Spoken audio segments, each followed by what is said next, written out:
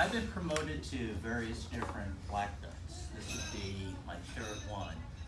But the importance that I've learned over the years is recognition. And please, you all, sign this because that's what I'm going to treasure the most. By my other black belts, yes, it's been well recognized, high ranking, but I never know the people. But having Jay, you sign it, Jim, you sign it, Jimmy, you all, Al, having that name on the certificate, and when I see it and when I look at it, is going to remind me about the personal elements, some of the personal touches that happen there. And that's more significant to me than any of the other ranks that I've achieved over the years. I will touch on my history, but I do want to touch on some of the personal elements, especially in some of the people in the room here. Let me first start off by saying that I got involved with Bushidokan when I was in high school. I think it was 1973 time frame.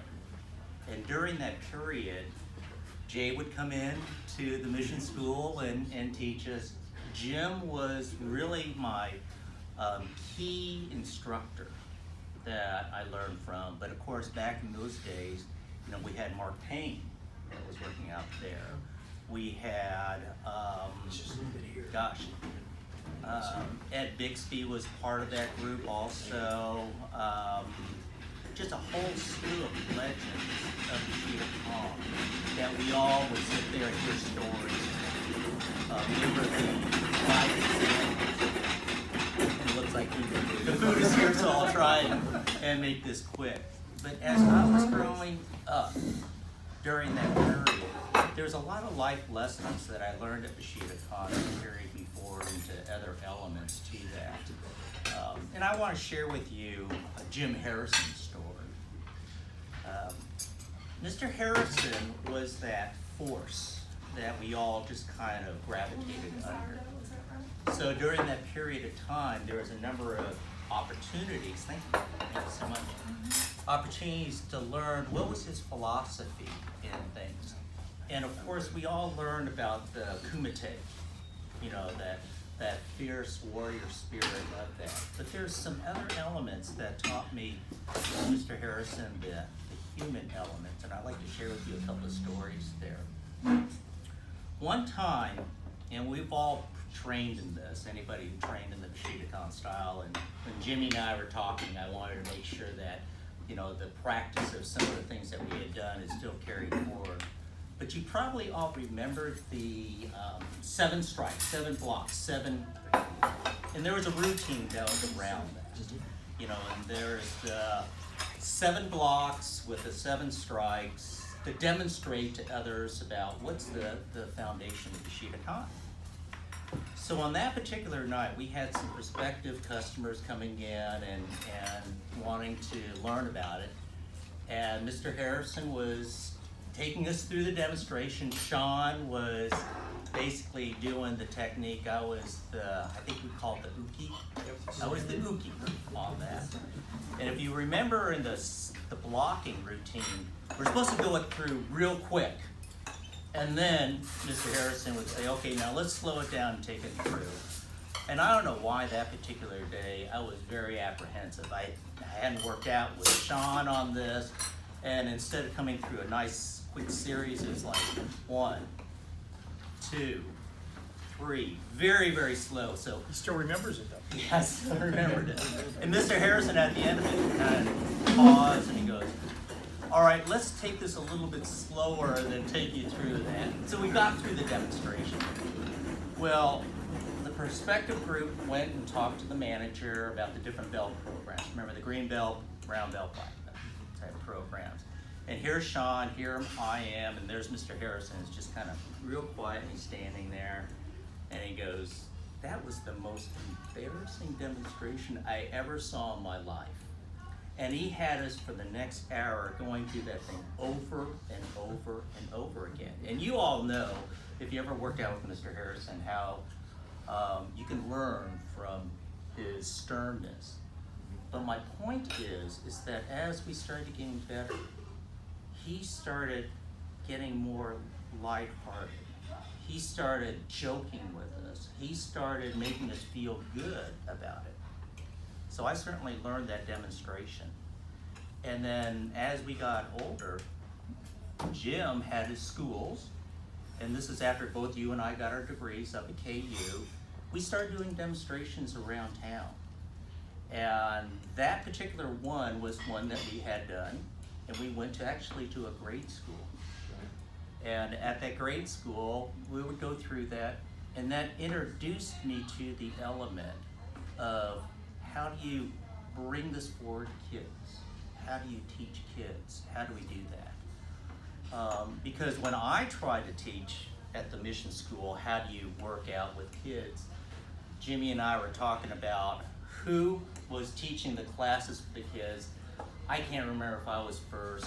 Billy was definitely behind me, and you certainly had the handle on how to teach the kids, but I didn't have it at that time on how do you keep the kids in check? How do you teach them? But later on, in working with Jim, and in that particular aspect, and we said, we had some kids in our school too, that's where it took me forward to where I ended up with in some of the other styles that I had since then. And that's really where I felt was the Bushidokan base, but learning how to carry that to the next generation. And that was really the program that I got involved with probably in the 2007 timeframe through the community center, Irene B. French Community Center, that's in Miriam, and got involved with Steve Schmidt, got involved with Dick Kitzmiller, and then we were teaching kids that program. So through that particular aspect, that's where I started learning the Taekwondo part. I had the Bushidokan base, and then started into the next step. On the base, I want to tell them who did the Taekwondo curriculum books. Very good point, very good point. Okay. If you look on the certificate, and we all have seen this, you have Pat Burleson, you have Alan Steen in there as part of the directors, and of course Mr. Harrison. Both Pat Burleson and Alan Steen trained under June Reed. June Reed's also on the certificate. One of their black belts, I think it was Alan Steen's black belt, Yates. And he's 10th degree, American Taekwondo Association. He published a book. That was our Bible. That was our main thing that we had to test through. So all of those had the Taekwondo forms, and then you went from white, yellow, green, purple, and our colors were a little bit different than the Bushidokan. But those are the ones that we all had to learn to get up to Shodan and Nidon. So when I went forward to test, it was under the same names that's on that certificate, basically under the Alan Steen Taekwondo. So there's a lot of Taekwondo schools in town, but when I started looking and Jim sent me a copy of the certificate, when I started doing the research, I started seeing the synergy there. You know, the legends of the American martial arts were all on that certificate. So not only did I learn the Bushidokans, but I also learned the Chun-Ri Taekwondo. So that had a significance to me in terms of being certified under a recognized system that by just sheer chance was something that I trained under and achieved rank in. I do want to come back to another story. I'm sorry I didn't touch on it, but it would be my last one. When we were at Bushidokan, and you probably were familiar with this too, we all tested up to purple belt. And there were no criteria outside of competition, kumite, of going to brown belt or black belt. But I can honestly and proudly say that Jim Cox tested me to brown belt. And it was kind of an interesting story that particular night. I remember it was cold, so it was probably the winter time in Lawrence. We had the school going, and Jim comes in, and he let the assistant instructor know that we're gonna test Tony tonight. So we had all the students there, myself, I had no idea this was gonna happen. And all of a sudden he says, okay, we're gonna test you tonight, Tony. I had to go through all the routines, including the Gary routine, not the modified Gary routine, the one that had how many kicks in it? 140. 140 kicks. So I had to go through all the routines, I had to go through all the katas, and then we finished up with kumite. I was exhausted by the time it was done. But the most significant thing, and actually, Jim, I went back and I found it, was when I passed, Jim takes out his brown belt. And this is the brown belt that he had earned under Mr. Harrison. And he passed that on to me. And that's something that I treasure, that I still have to this day. He won brown belt at the internationals with that belt. And he won brown belt in the end. There's a lot of history First to that. place. Exactly. That got you your black E. Yep. So I still have that brown belt. Coming back to the key point that please sign the certificate, because those are the memory elements that's important to me. Just like I got in the brown belt from Jim, that has a history behind that, but I can always associate it to what he taught me, just like in tonight, getting together with you all and just sharing the special moment. So with that, please enjoy your meal. Thank you, Tony.